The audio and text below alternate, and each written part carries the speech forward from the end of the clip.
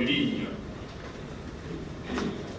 de mes constats, ma réflexion après ma visite pastorale dans le diocèse de Butembo-Beni du 27 au 31 décembre 2019.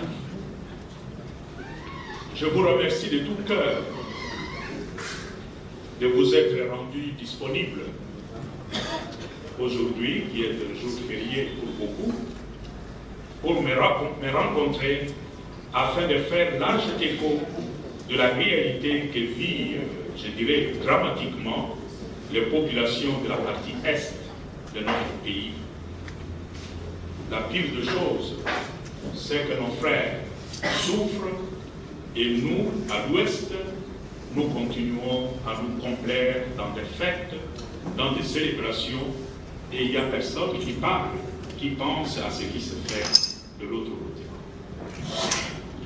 Quel était le contexte ou les circonstances de ma visite pastorale? Pourquoi je suis allé là-bas? Le contexte de notre visite pastorale est essentiellement la souffrance, l'atrocité, l'angoisse que vivent les populations de l'Est, de la RD Congo, et qui crient au secours à tous ceux qui peuvent les entendre pour leur venir en aide. Ces gens crient. Ils crient au secours. Toute la question, est-ce que tout le monde entend ces cris?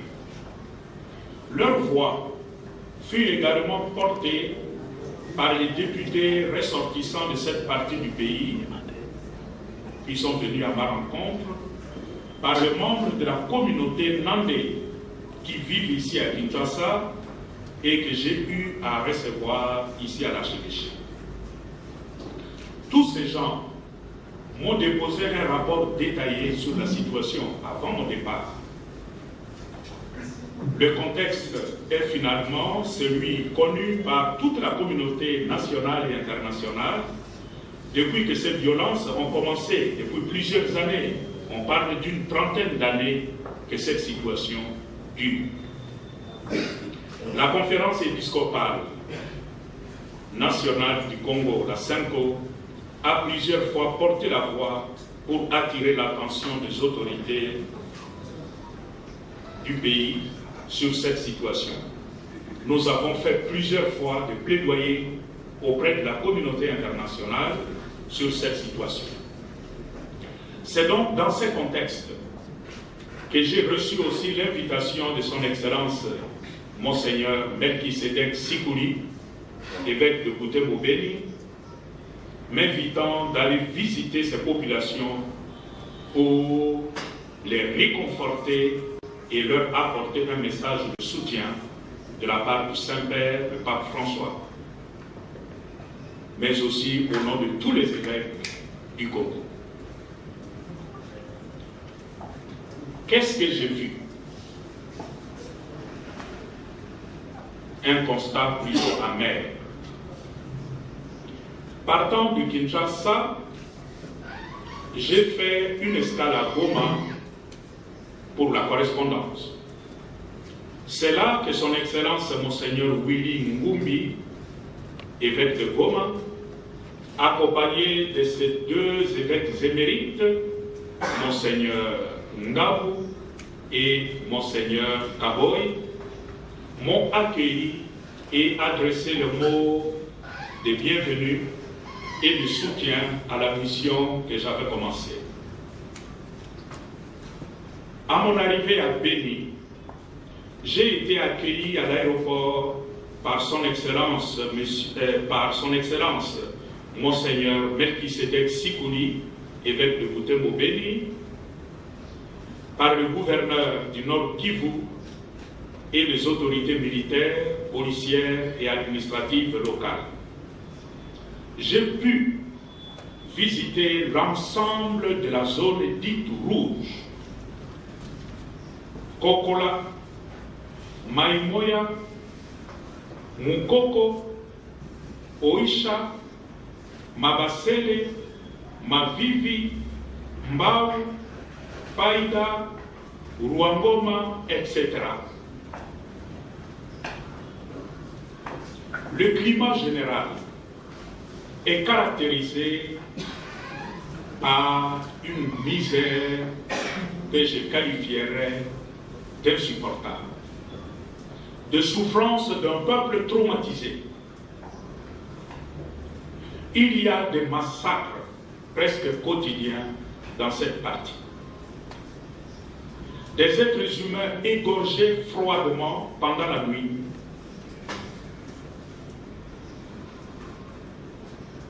Et le temps, les 4 jours que j'ai passés, chaque nuit, il y a eu des massacres, y compris parmi les militaires. Comme conséquence, il y a déplacement des familles par peur d'être égorgées. Des villages abandonnés, une population terrorisée et traumatisée, moralement affaiblie, qui abandonne ses champs, ses maisons, son village pour aller vers le centre-ville comme Béni. Des actes de sabotage, des plantations spoliées, parce qu'une fois ces gens partent, il y a d'autres qui occupent le terrain. Des enlèvements fréquents.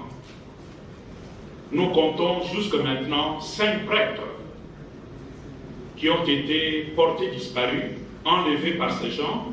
Ils les ont amenés dans la forêt. Jusqu'aujourd'hui, nous n'avons pas de nouvelles. On peut supposer le pire pour ces gens. Généralement, quand ils les emportent comme ça, ou ils sont massacrés, ou ils sont intégrés de force dans leur milice,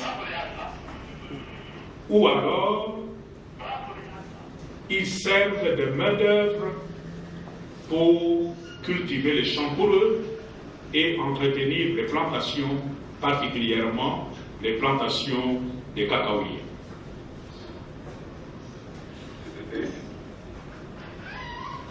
Notre analyse, ayant observé, ayant vu tout ça, je constate, et c'est remarquable quand vous êtes sur le terrain, qu'un plan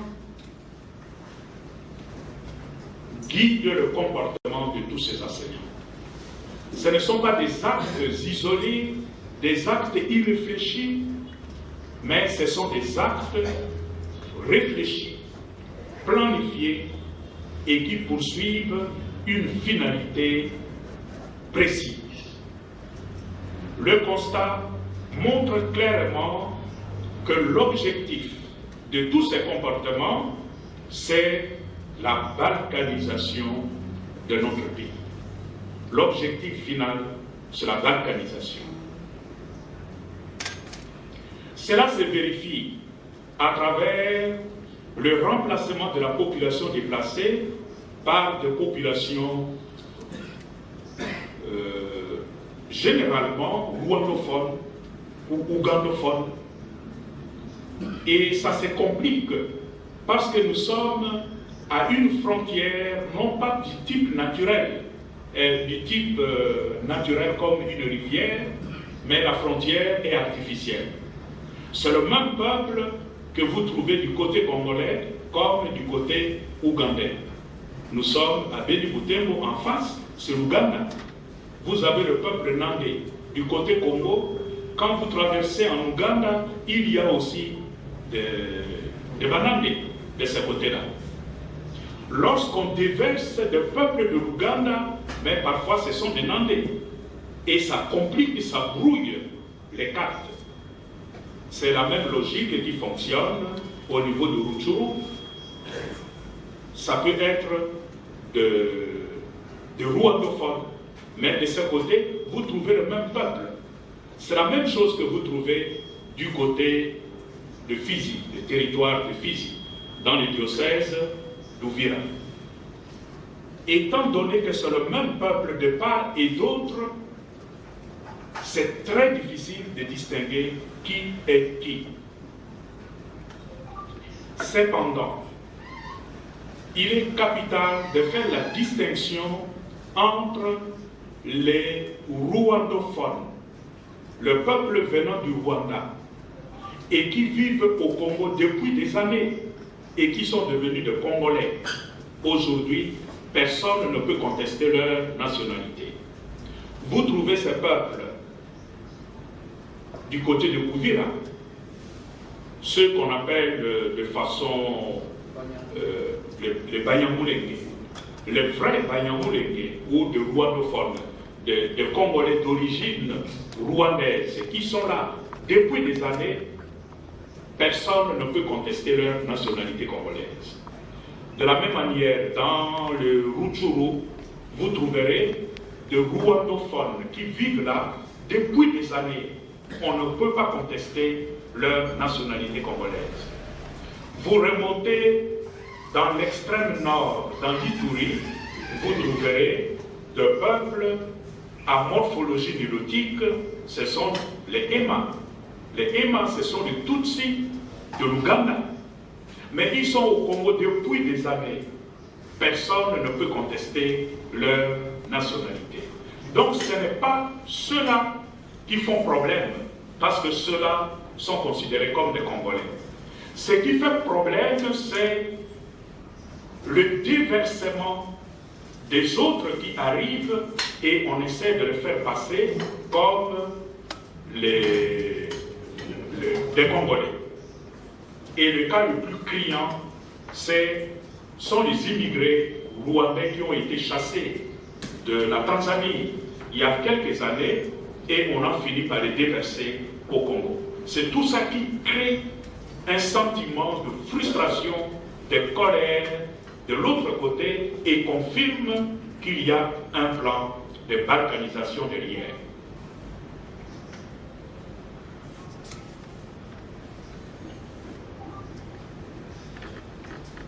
Cette infiltration, ça concerne aussi notre armée. Il est remarquable, quand vous parlez avec les militaires, on se rend compte tout de suite que notre armée est même infiltrée. Ce qui crée un climat de méfiance de la part de la population vis-à-vis de l'armée. Il y a l'ambiguïté de la MONUSCO. Le peuple ne fait pas du tout confiance à la MONUSCO pour la simple raison qu'à côté des installations de la MONUSCO, on vient égorger les gens. Or, la mission principale de la MONUSCO, c'est protéger la population civile. Il y a une perception négative de la MONUSCO dans les chefs de la population. Un peu aussi derrière la MONUSCO, c'est l'ambiguïté de la communauté internationale. On ne sait pas très bien à quel jeu joue la communauté internationale à l'Est. Qu'elle fait devant cette situation? La pire des choses, c'est le désespoir. La situation à l'Est, qui est une situation très grave, très préoccupante, ça pourrait évoluer dans un sens comme dans un autre, en fonction de la prise de conscience au niveau national, de la nature de ces problèmes, et c'est donné que la nation se donne tout le moyen pour résister à ces plans. Il y a l'axe diplomatique. Il appartient à notre gouvernement de déployer son arsenal diplomatique pour convaincre le pays voisin, particulièrement l'Ouganda, le Rwanda et le Burundi, d'arrêter de déverser ces populations au Congo. Parce que quand nous parlons de la nécessité de réconciliation entre Congolais, mais on ne fait pas cette réconciliation avec des étrangers. Il y a réconciliation entre Congolais. Et il y a des peuples qui habitent l'Est, qu'ils soient d'origine rwandaise. Dès lors qu'il est reconnu comme Congolais, il y a nécessité pour nous de chercher la réconciliation, le dialogue, pour que tout le monde puisse vivre en paix. Mais cette recherche de réconciliation ne fonctionnera pas si nous sommes face à des étrangers. Il appartient au gouvernement d'assumer sa responsabilité pour convaincre par la voie de la diplomatie ces trois pays d'arrêter, de cesser, de déverser sa population au Congo. Il y a l'axe économique et humanitaire.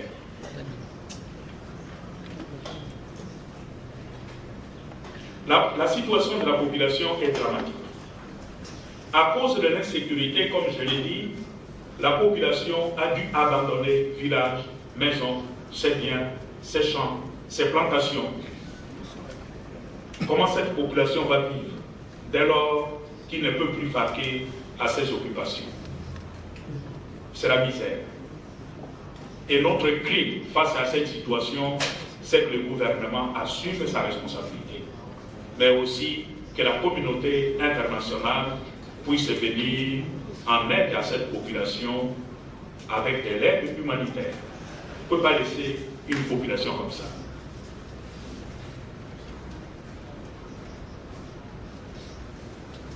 Mais la vraie solution en définitive, ce serait que ces atrocités cessent et que le peuple puisse retourner chez soi, dans son village, dans ses maisons, pour continuer à vivre.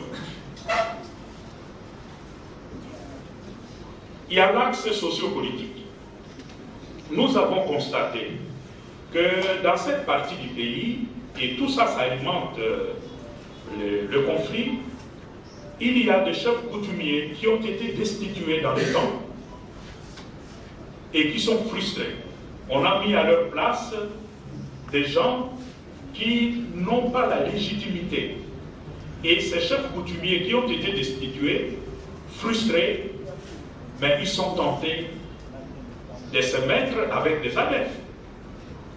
Parce qu'ils espèrent peut-être avec les adeptes, ils vont récupérer leur pouvoir.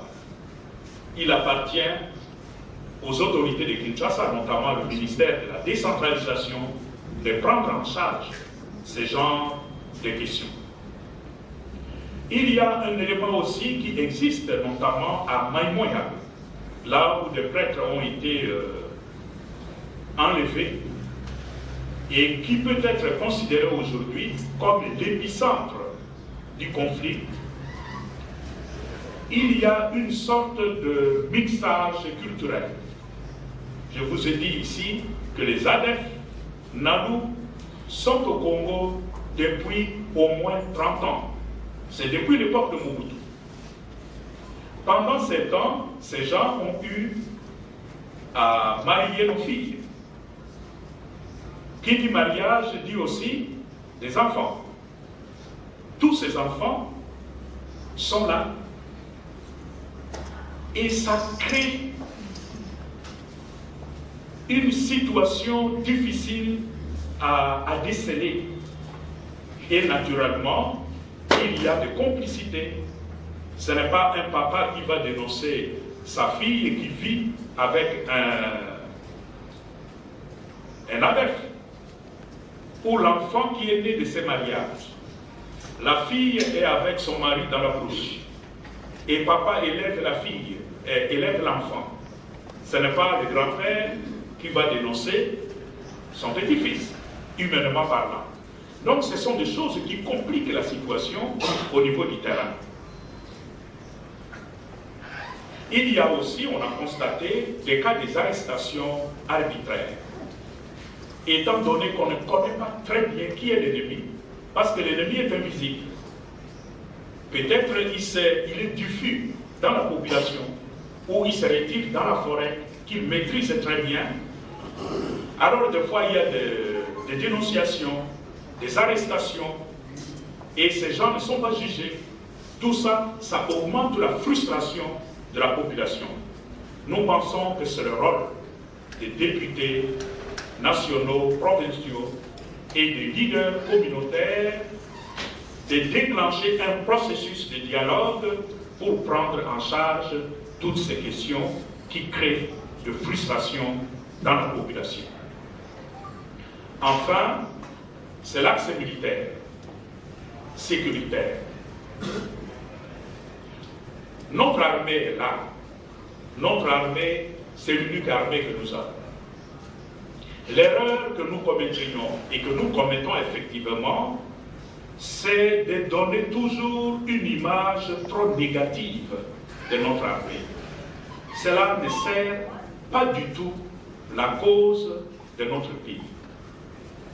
L'armée est constituée de nos frères et sœurs qui sont au front. Et la première nuit que j'ai passée à Béni, 2 militaires ont été tués. Des gens qui ont abandonné leur famille très loin et qui s'exposent pour sécuriser le front est de notre pays. Nous n'avons pas le droit de le mépriser ou de le ridiculiser. Naturellement, parmi les militaires, il y a toujours des brebis galeuses, comme on dit.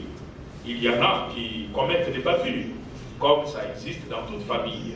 Mais je crois que nous n'avons pas le droit de parler toujours de notre armée comme nous aimons le faire de façon négative. Ce sont des gens qui méritent notre admiration, qui méritent considération. Ils sont là, mais ils n'ont pas toujours le moyen de faire la guerre. Ce n'est pas de leur faute. Un militaire, c'est un être humain, il doit manger. Il doit prendre du pain le matin. Sinon, vous l'envoyez au front, comment il va faire? Il appartient au gouvernement de mettre le moyen conséquent à la disposition de l'armée. Vous ne pouvez pas attendre d'une armée une prouesse militaire et en même temps ne pas lui donner le moyen de son action. Le deuxième front, c'est le nombre. Le pays est en guerre et priorité doit être cette région de Béni-Boutembo où il y a des massacres et des morts chaque jour. On devrait plutôt augmenter le nombre de militaires de ce côté et en même temps mettre à leur disposition de moyens conséquents.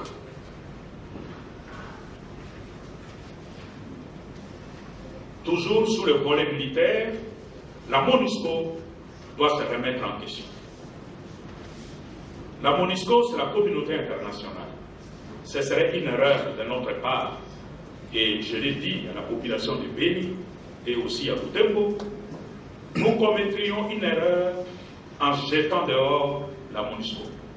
Parce que la MONUSCO, c'est la communauté internationale. Si nous jetons la communauté internationale dehors, quelle image nous donnerions de notre pays et surtout de Béni-Boutembo? Parce que c'est cette même communauté internationale que nous suspectons d'être derrière le plan de balkanisation. Vous jetez cette communauté dehors, vous précipitez la mise en application de ces plans. Donc nous devons rester prudents. Ceci dit, la MONUSCO doit se corriger. Il n'est pas normal que des militaires qui sont gracieusement payés viennent dans notre pays, patrouillent un peu la journée et la nuit, ils se barricadent dans leur base, pendant qu'on égorge les populations à côté. Ça, c'est inacceptable. Nous avons eu le temps d'en parler avec les autorités de la MONUSCO, notamment le commandant, le général commandant, et aussi les responsables sur place à Béni. Je crois qu'eux-mêmes sont conscients de cette situation. Il y a des choses à corriger de la part de la MONUSCO, de la part de l'armée, tout comme aussi de la part de la population, qui généralise les manquements de la part de la MONUSCO ou de la part de l'armée. Nous devons savoir discerner qu'est-ce qui se fait de bien à encourager et qu'est-ce qui se fait de mal à corriger. Mais évitons la généralisation, évitons de jeter tout le monde dans l'eau sale. Et comme on dit, jeter le bébé avec l'eau sale.